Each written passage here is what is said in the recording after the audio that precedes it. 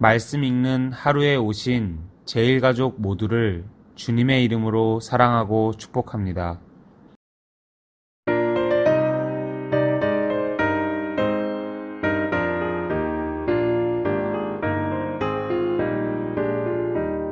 시온성과 같은 교회 그의 영광 한없다. 허락하신 말씀대로 주가 친히 세웠다. 반석 위에 세운 교회 은들자가 누구랴. 모든 원수를 에워싸도 아무 근심 없도다. 생명샘이 솟아나와 모든 성도 마시니 언제든지 흘러넘쳐 부족함이 없도다. 이런 물이 흘러가니 목마를 자 누구랴. 주의 은혜 풍족하여 넘치고도 넘친다.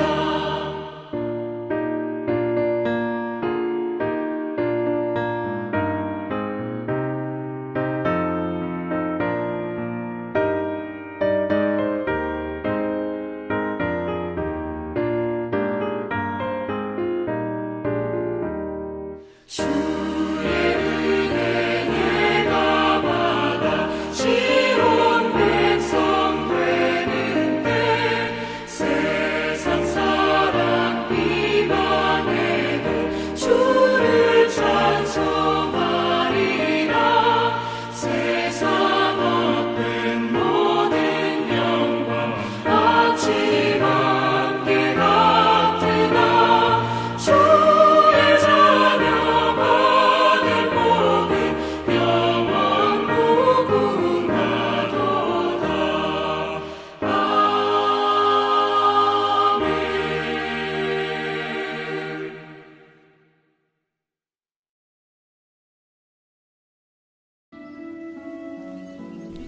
예수께서 빌립보 가이사라 지방에 이르러 제자들에게 물어 이르시되 사람들이 인자를 누구라 하느냐? 더러는 세례 요한, 더러는 엘리야, 어떤 이는 예레미야나 선지자 중에 하나라 하나이다. 너희는 나를 누구라 하느냐? 시몬 베드로가 대답하여 주는 그리스도시요 살아계신 하나님의 아들이시니이다. 바요나 시몬아, 네가 복이 있도다. 이를 내게 알게 한 이는 혈육이 아니요 하늘에 계신 내 아버지시니라. 또 내가 네게 이르노니 너는 베드로라. 내가 이 반석 위에 내 교회를 세우리니 음부의 권세가 이기지 못하리라. 내가 천국 열쇠를 네게 주리니 네가 땅에서 무엇이든지 매면 하늘에서도 매일 것이요 네가 땅에서 무엇이든지 풀면 하늘에서도 풀리리라. 이에 제자들에게 경고하사 자기가 그리스도인 것을 아무에게도 이르지 말라 하시니라. 이때로부터 예수 그리스도께서 자기가 예루살렘에 올라가 장로들과 대제사장들과 서기관들에게 많은 고난을 받고 죽임을 당하고 제3일에 살아나야 할 것을 제자들에게 비로소 나타내시니 베드로가 예수를 붙들고 항변하여 이르되 주여 그리 마옵소서. 이 일이 결코 주께 미치지 아니하리이다. 예수께서 돌이키시며 베드로에게 이르시되 사탄아, 내 뒤로 물러가라. 너는 나를 넘어지게 하는 자로다. 네가 하나님의 일을 생각하지 아니하고 도리어 사람의 일을 생각하는도다.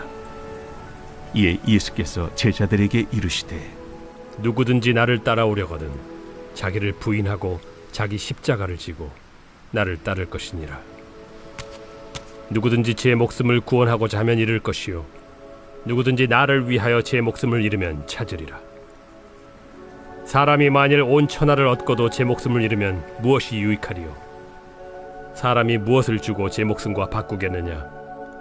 인자가 아버지의 영광으로 그 천사들과 함께 오리니 그때 각 사람이 행한 대로 갚으리라. 진실로 너희에게 이르노니 여기 서 있는 사람 중에 죽기 전에 인자가 그 왕권을 가지고 오는 것을 볼 자들도 있느니라.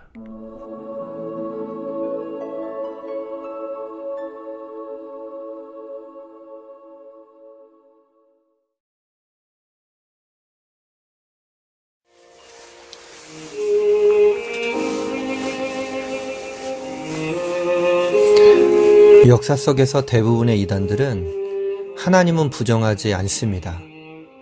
그러나 예수 그리스도에 대한 왜곡된 교리를 주장합니다. 그러므로 거짓 교훈에 흔들리지 않기 위해서는 예수 그리스도에 대한 올바른 신앙 고백이 중요합니다. 예수님이 누구신가? 라는 질문은 기독교 신앙의 핵심이자 근본 주제입니다. 유대인들은 하나님을 믿는다고 했지만 예수님이 누구신지 깨닫지 못해 그분을 십자가에 못 박아 죽였습니다. 하나님이 그들에게 약속하신 메시아를 그들 손으로 죽인 것입니다. 그런데 베드로는 너희는 나를 누구라 하느냐는 예수님의 질문에 완벽한 신앙 고백으로 대답했습니다. 주는 그리스도시요 살아계신 하나님의 아들이시니이다 라는 신앙 고백은 구원을 위한 필요 충분 조건입니다. 그리스도는 메시아와 같은 뜻이고 하나님의 아들은 예수님이 하나님과 동등한 신성을 가진 하나님이심을 의미합니다. 예수님은 베드로의 신앙 고백을 칭찬하시면서 그가 복이 있는 자라고 선언하십니다. 예수님에 대해 이렇게 신앙 고백을 하는 자마다 영생을 얻기 때문입니다. 모든 성도는 이 신앙 고백에 조금도 흔들림이 없어야 합니다. 예수님은 베드로의 신앙 고백을 들으시고 그에게 반석이라는 뜻의 베드로라는 이름을 부여하십니다. 그리고 그 반석 위에 교회를 세우리라고 선언하십니다. 로마 카톨릭 교회에서는 베드로 자체를 교회의 반석으로 해석해 베드로를 일대 교황으로 추대하는 교황 제도를 세웠습니다. 그러나 예수님의 말씀은 베드로 개인이 아니라 베드로의 신앙 고백 위에 교회를 세우신다는 뜻입니다. 베드로가 예수님의 고난의 길을 만류하자 예수님이 그에게 내 뒤로 물러가라고 단호하게 꾸짖은 것이 이를 증명합니다. 이 신앙 고백이 없거나 왜곡된 공동체는 교회가 아니라 이단이라고 부릅니다. 이러한 신앙 고백은 입술로만 고백해서 되는 것이 아니라 그 신앙 고백대로 살아갈 때에 완성되어지는 것입니다. 예수님께서도 주여 주여 하는 자마다 다 천국에 들어갈 것이 아니요 다만 하늘에 계신 내 아버지의 뜻대로 행하는 자라야 들어가리라고 말씀하셨습니다. 성도는 입술로 행함으로 예수님에 대한 바른 신앙 고백을 통해 구원의 복을 받고 그리스도의 몸된 교회를 세워가야 합니다. 예수님은 베드로가 그러한 신앙 고백을 할 수 있음이 하나님의 은혜임을 알려주셨습니다.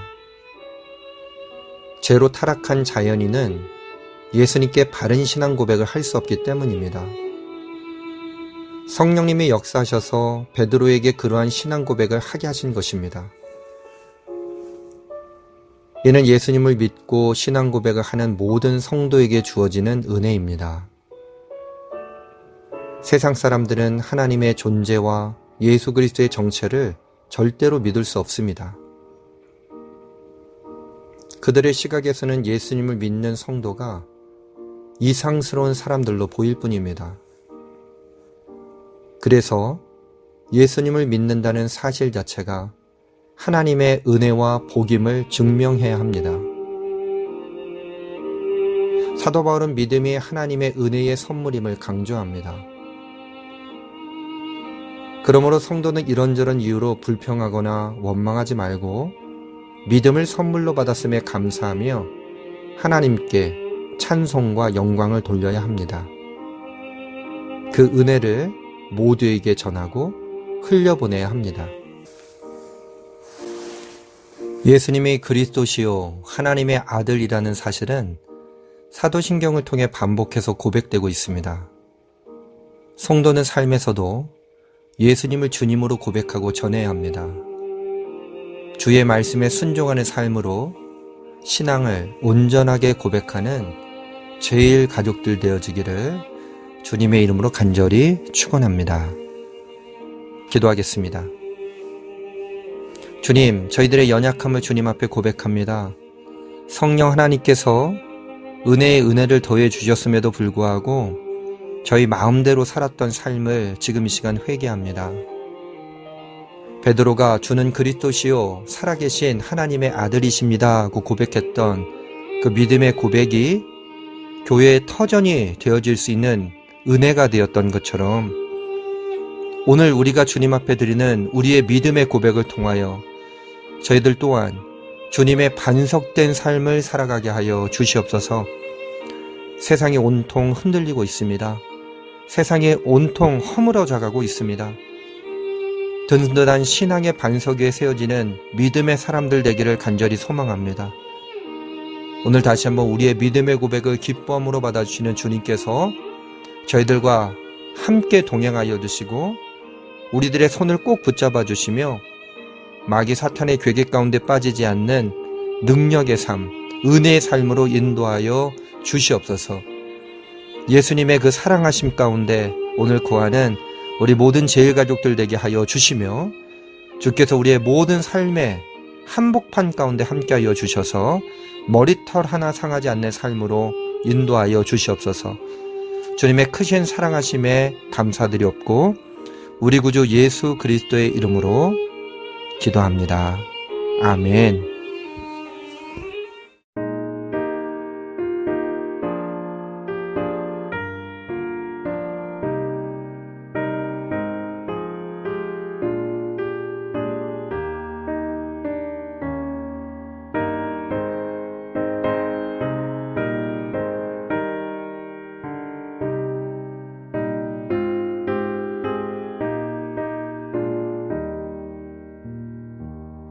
너의